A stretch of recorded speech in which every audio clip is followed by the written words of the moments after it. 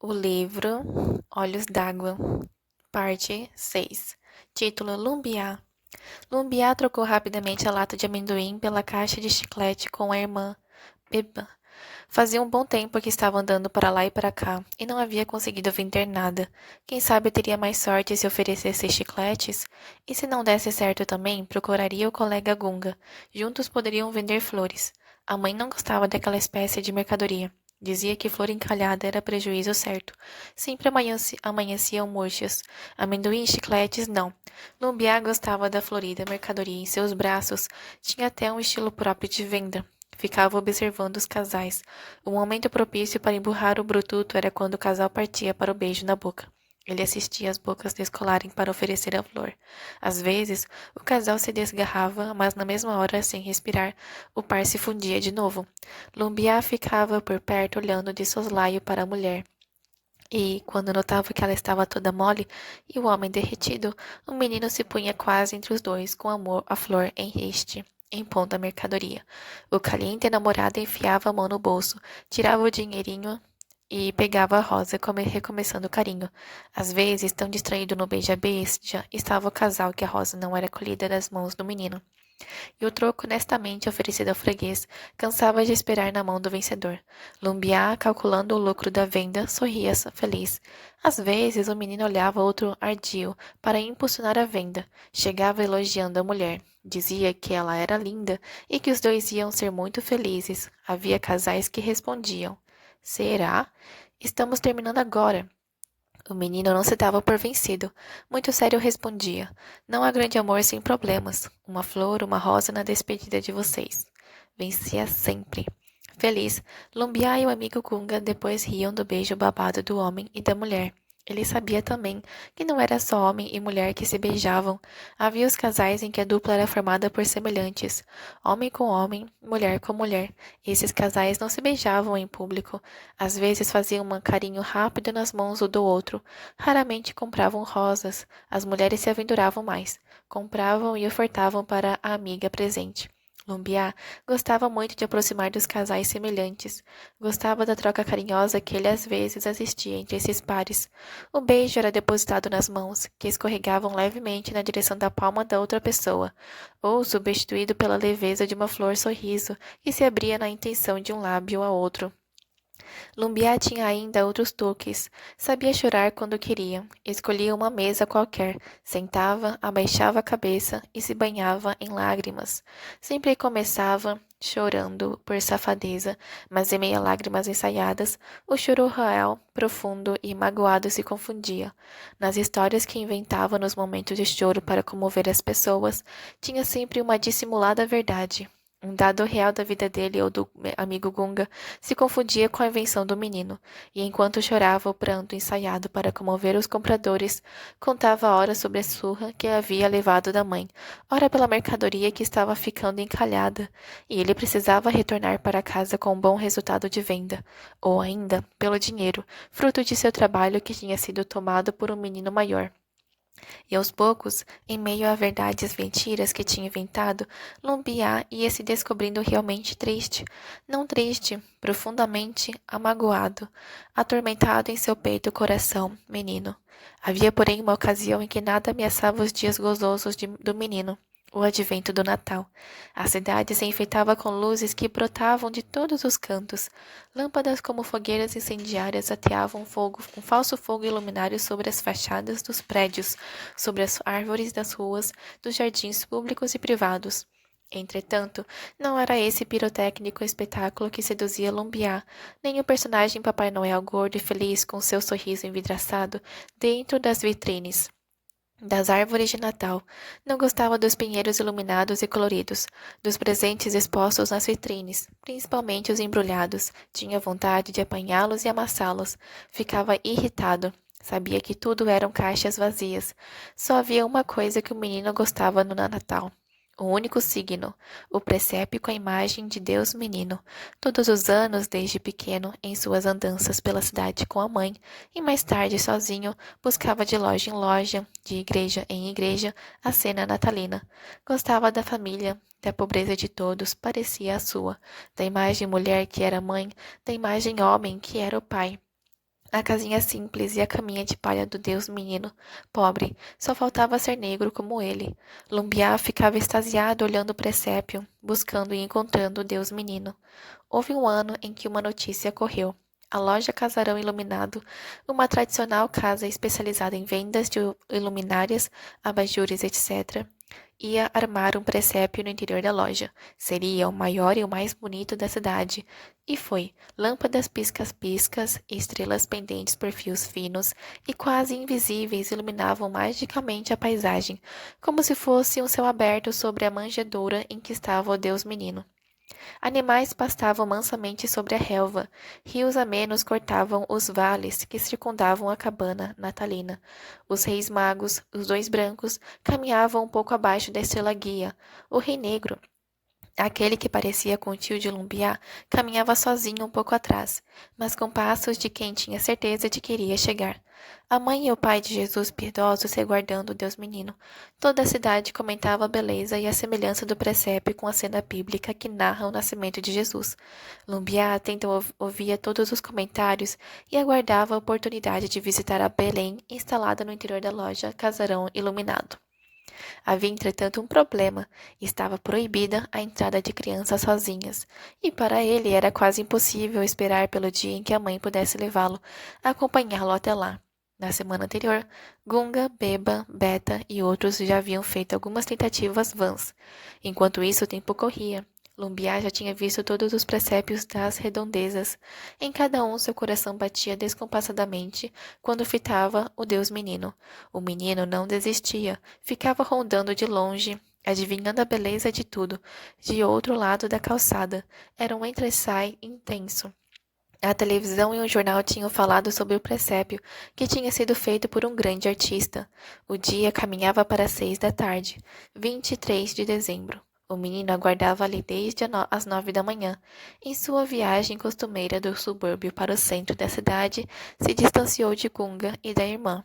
Tinha flores nas mãos, rosas amarelas. Havia combinado com um amigo que venderiam flores, mas aquelas ele daria para o menino Jesus e também poria algumas nas mãos do rei Baltazar. Fazia frio, muito frio. Era um dia chuvoso. Tinha a roupa colada sobre o frágil corpo a tremer de febre.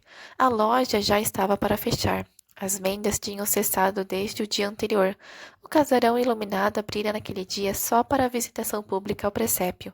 Precisava chegar até lá. Como? Já tinha feito várias tentativas, sempre sendo expulso pela segurança. Ia arriscar novamente. Em dado momento aproximou-se devagar. Ninguém na porta. Mordeu os lábios, pisou leve e, apressado, entrou. Lá estava o Deus menino de braços abertos, nu, pobre, vazio e friorento como ele. Nem as luzes da loja, nem as falsas estrelas conseguiam esconder a sua pobreza e solidão. Lumbia olhava, de braços abertos, o Deus menino pedia por ele. Ele queria sair dali, estava nu, sentia frio. Lumbia tocou na imagem, a sua semelhança. Deus menino, tomou-a rapidamente em seus braços, chorava e ria. Era seu. Saiu da loja levando o Deus menino. O segurança voltou. Tentou agarrar Lumbiá. O menino escorregou ágil, pulando na rua. O sinal! O carro! Lumbiá! Pivete! Criança! Ele é Jesus menino, amassados, massacrados, quebrados. Deus menino, Lumbiá morreu. Título: Os Amores de Quimbá. Quimbá acordou às 5h49 da manhã. Levantou rápido da cama e olhou o tempo. O céu já andava claro e um bruto sol ameaçava penetrar em tudo. Um dia ensolarado prometia acontecer. Sentiu-se mais aliviado. Detestava a chuva. Chuva na favela era um inferno. O barro e a bosta se confundiam. Os becos que circundavam os barracos se tornavam escorregadios. As crianças e os cachorros se comprimiam dentro da casa. As mães passavam o dia inteiro gritando para que os Zezinhos se sossegassem. Antes, ele fora também Zezinho. Quimbá foi o apelido que um amigo rico viajado por outras terras lhe dera. O amigo notou a semelhança dele com alguém que ele havia deixado na Nigéria. Então, para matar as saudades que sentia do amigo africano, rebatizou o Zezinho com o nome de outro. O brasileiro seria o Quimbá. Zezinho gostou mais do apelido do que do próprio nome. Sentiu-se mais em casa com a nova nomeação. Olhando e sentindo o dia, Kimba por um instante teve o desejo de deitar novamente. Era preciso, entretanto, movimentar a vida até a morte. Esse pensamento foi acompanhado de um movimento tão brusco que o eco de seus gestos agrediu o sono de quem dormia no quarto ao lado, vizinho ao seu. Vó Lidomira, a velha sentinela que durante toda a noite, aflitivamente, murmurou rezas, tossiu seco e pigarreou uma ave-maria. As duas irmãs de Kimba, que igualmente ali dormiam, semi-despertas pela acordar do rapaz, disputaram mais uma vez o único travesseiro em que juntas aninhavam a cabeça. Sua mãe e suas tias, também contaminadas pelo movimentar do moço, lá do outro lado da parede, estremeceram, cada uma por sua vez, mas como se tivessem sido atravessadas por uma mesma e fina lâmina de aço da cabeça aos pés. Kimba olhou comovido para o irmão mais velho que dormia ali mesmo, no mesmo quarto com ele. Gostava do mais velho, coitado do Raimundo, sempre bêbado e sempre querendo mais e mais cachaça. Observou a imobilidade do outro e riu de sua própria agilidade, de seus movimentos em direção, sem alvo certo. Levantou e de pé sentiu melhor o seu corpo. Era alto, espichando o braço, ultrapassava o telhado. Ficou uns segundos gozando o prazer que seu tamanho lhe dava. Sabia-se alto, sabia-se forte, sabia-se bonito. As mulheres gostavam dele e os homens também. Aliás, foi uma descoberta que lhe assustou muito, uma situação perturbadora que ele lutava para esconder. Os homens gostavam dele também. Kimba desceu um por um os degraus da escadaria da ladeira. Cá embaixo sentiu dor e alívio. Tinha conseguido sair do barraco, deixar tudo para trás. Todos os dias pensava que não conseguiria. Detestava a pobreza, a falta de conforto, a fossa exalando o cheiro de merda. Detestava o rosto lavado lá fora no tanque. O café no copo vazio que antes fora de geleia de mocotó. O pão comprado ali mesmo na tendinha. Detestava a voz alta e a forte da mãe, as rezas da avó Lidomira, os cuidados das tias e os olhares curiosos das irmãs. As irmãs viviam perguntando tudo: aonde ele ia, de onde ele vinha, com quem ele saía.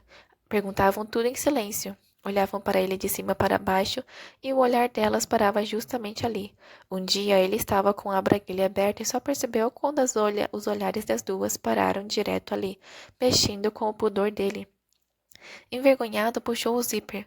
Porém, não tinha nada a temer. O membro dormia esquecido macio. Ele detestava também ter de ser dois, três, vários talvez. Dava trabalho mudar o rosto, o corpo, mudar até o gosto. Seria tão bom se ele pudesse ser só ele.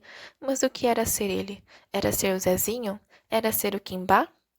Zezinho cresceu solto pelos becos do morro, empinava pipas, vendia picolé, aprendia um pouco das coisas à escola, ganhava uns trocados da mãe e das tias, brigava com as irmãs, provava de vez em quando os goles de pinga do irmão, que já naquela época bebia muito. Zezinho gostava de jogar capoeira. Vovó Lidomira pegava o rosário e ficava rezando, rezando, enquanto ele atacava um inimigo imaginário. Ela rezava pedindo à Senhora do Rosário que protegesse o menino. Estava chegando o tempo de guerra, dizia a vovó Lidomira.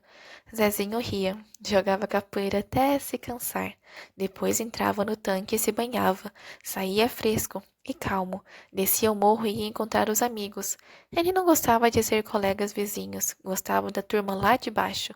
No meio deles, os lá de baixo, ele, Zezinho, era o diferente. Era o que jogava capoeira, o que morava no morro, o que contava as histórias. Era ouvido sempre. Frequentava a casa de alguns sonhando com o dia em que teria tudo como eles. Kimba ia se distanciando do morro. Caminhava com passos seguros, tranquilos. A miséria e tudo o que detestava tinha ficado para trás. Enfiou a mão no bolso. Tocou na carteira que Betty tinha lhe trazido do exterior.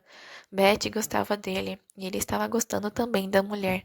Foi o amigo que lhe batizara com o nome africano que fizera as apresentações. Ela era a prima do amigo, talvez. Na noite em que se conheceram, tinha acontecido um encontro bom, gostoso e cheio de safadezas.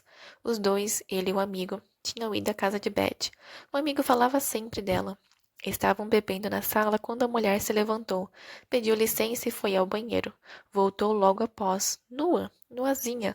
O amigo começou a beijá-la e acariciá-la. Aos poucos foi tirando a roupa também. Ficaram os dois naquela louca brincadeira. O homem já estava pronto, prontinho para penetrar na mulher. Kimba estava louco também. Tinha vergonha e desejos por todo o corpo. Estava sentado, parado, duro. De tempos em tempo, cruzava e descruzava as pernas. O amigo veio caminhando lentamente em sua direção. Abriu a camisa e a calça dele, beijando-lhe avidamente o membro ereto. Kimba se assustou. Depois o amigo pegou-lhe pelo braço e o empurrou em direção da mulher. Betty abraçou-lhe, buscando seu corpo com firmeza. O amigo regozijou, riu e riu. Kimba esqueceu o outro, esqueceu de si próprio e se lançou dentro dela. Quando se percebeu novamente, estavam os três deitados no chão. O homem calmo, satisfeito como ele e a mulher. E só então se viu e sentiu nu. Comparou o negrume de seu corpo com a alvura dos corpos dos dois. Achou tudo muito bonito. Queria se vestir, porém, suas roupas estavam na poltrona, um pouco distante. E agora, como caminhar na frente dos dois? Queria se levantar e não sabia como. O amigo e a mulher se levantaram por ele e se encaminharam para o banheiro. Quando voltaram, Kimba estava de pé, vestido no meio da sala. Queria ir embora, já era tarde. Precisava subir o morro. Os dois insistiram para que ele ficasse. Não podia ficar mesmo. O amigo perguntou se ele queria dinheiro para o táxi. Não queria. Gostava de andar a pé pela madrugada. Kimba saiu daquele encontro de corpo leve. Não sabia, porém, se estava feliz ou infeliz. Já tinha ouvido falar de pessoas que transavam juntas, mas pensava que fosse caso de cinema. Não sabia por que tinha feito aquilo. A mulher tinha um corpo bonito, cheirava a perfumes e a sabonete. E o amigo? O que deu no amigo? Quando pensou que o amigo fosse penetrar na mulher, eis que o homem se levanta, vai atrás dele, abre a roupa dele e ainda por cima beija o membro dele. Será que o amigo era? Será que era? E agora, o que ele ia fazer? Gostava tanto dele. Frequentava a casa dele, saía com ele às vezes, conhecia algumas amigas e amigos deles. Nunca havia percebido nada. Será que o homem ia dar em cima dele? Quando Kimba empurrou a porta do barraco em que morava, já era madrugada alta, quase manhã. Pode escutar a ressoar da avó, da mãe, das tias e das irmãs. Seu irmão Raimundo roncava alto, da boca aberta exalava um hálito de cachaça. Virou o irmão com cuidado, o ronco diminuiu. Sentiu em seu próprio corpo o cheiro da mulher. Vestiu o calção e foi lá fora no tanque. Pegou um pedaço de sabão de coco, ligou a borracha e começou a se ensaboar. Tinha se acostumado com sabão de coco, não gostava de fragrância de sabonete em si próprio. Depois veio para a cama. Segunda-feira, o dia já rompia. Kimba não conseguiu dormir. Nas horas seguintes, não se levantou, não desceu o morro, não foi ao supermercado trabalhar. Betty possuía Kimba, querendo ter certeza de que o homem era seu. Sabia dele com Gustavo, aliás, o conhecera por meio dele. Há muito que o amigo nutria uma paixão, um desejo intenso por Kimba, mas não tinha tido a coragem de abordá-lo. No dia em que Gustavo falou que ia apresentá-la a uma negra lindo, Betty não se entusiasmou. Estava cansada dos exageros dele. Mas com poucos encontros, no primeiro talvez, ficara apaixonada. Uma coisa estava lhe preocupando. Tinha de resolver esta questão sozinha. Não podia esquecer que entre ela e Gustavo havia um acordo tácito. Nada de ciúmes, nada de disputa entre os dois, caso um se envolvesse com o parceiro do outro. Mas com Kimba estava sendo diferente. Não suportava pensar nele deitado, recebendo e dando carinhos a alguém que não fosse ela. E o pior é que, ele que antes ficava tão sem jeito na situação, agora parecia transitar, viver e fazer amor naturalmente com os dois. Kimba jogou água e sabão no chão, esfregando violentamente a sujeira como se estivesse com raiva. Estava mesmo. Estava cansado do dia a dia no supermercado e da noite à noite com Betty e o amigo. Não aguentava mais. Ou era o amigo ou era Betty. Eles lhe dariam tudo caso ele quisesse. Tanto um como o outro já lhe haviam feito a proposta para que ele deixasse de trabalhar e fosse morar em casas com deles. Era tentador deixar a favela, deixar a miséria, deixar a família. As rezas da avó Lidomira lhe irritavam profundamente. A velha rezava por tudo e por nada, e ele não via milagre algum. Não via nada de bom acontecer com ela ou com a família. A avó nascera de mãe e de pai que foram escravizados. Ela era já filha do ventre livre. Entretanto, vivera a maior parte de sua vida entregue aos trabalhos em uma fazenda. A mãe e as tias passaram a vida se gastando nos tanques e nas cozinhas das madames. As irmãs iam por esses mesmos caminhos, e ele mesmo, estava ali, naquele esfrega-esfrega de chão de supermercado. Kimba estava gostando de Beth. Tinha vergonha deste sentimento. Não sabia como ajeitar a mulher dentro e fora do peito. Não poderia dizer para ninguém, muito menos para Gustavo. O amigo levava tudo na brincadeira. Até a amizade dos dois parecia uma brincadeira. Não seria ele que iria estragar tudo dizendo que estava gostando da moça. Havia o pior ainda. Ela era de um mundo que diziam não ser o dele. Gustavo também era das altas, como dizia ele próprio às vezes, quando se referia às desavenças que tinha com os pais. Ele não podia esquecer isto. Tinha de transar no meio dos dois e ter cuidado, muito cuidado. Kimba achava Beth muito diferente das mulheres que ele conhecera até então. Era diferente da avó, da mãe, das tias e das irmãs. Era diferente de todas as mulheres que ele conhecera na favela e no trabalho. Diferente em tudo, desde a maneira de fazer as coisas, como na de se vestir depois. Tudo na mulher parecia ensaiado. Tinha posse para sentar, para levantar, para comer, para se sentar no vaso. Um dia, ele viu a mulher sentada para fazer xixi ou cocô. Ela estava com o corpo ereto como se estivesse em um trono. Kimba às vezes achava que Betty era inventada, fabricada para abolir com os sentimentos, com os desejos e com a vida dele. O amigo de Kimba tinha certeza de que o homem não era seu. Sabia dele com Betty. Kimba ficava com ele por amizade ou interesse, talvez. Sabia que ele, se ele tivesse de fazer uma escolha, optaria pela mulher. Sentiam um misto de ciúmes e mágoa. Afinal, tinha sido ele que havia apresentado Kimba para a amiga. Sabia também que não era justo ficar magoado com ela, e com Kimba muito menos. Nenhum dos três tinha previsto sentimentos que pudessem mudar a situação. Jamais havia pensado em se apaixonar por Kimba, e agora estava ali, desinteressado de tudo e de todos, pensando só no homem, tal qual namoradinho envolvido pelo primeiro amor. E agora o que fazer? Que rumos tomar ao dar aquilo tudo? Como falar com Kimba? Como mostrar ao rapaz no que tinha dado a brincadeira? Kimba caminhava firme em direção à casa de Beth. Sabia que ela e Gustavo esperavam por ele. Tinham combinado tudo na noite anterior. Tinham colocado o dedo na ferida. Beth estava apaixonada por ele. Ele estava apaixonado por Beth. O amigo estava apaixonada por ele. Estavam tentando viver. Beth tinha dinheiro. O amigo, dinheiro e fama. Kimba, a noite e o dia. A decisão seria, portanto, de Kimba, que não tinha nada a perder. Só a vida. Era só ele querer. Já que não estava dando para viver, por que não procurar a morte?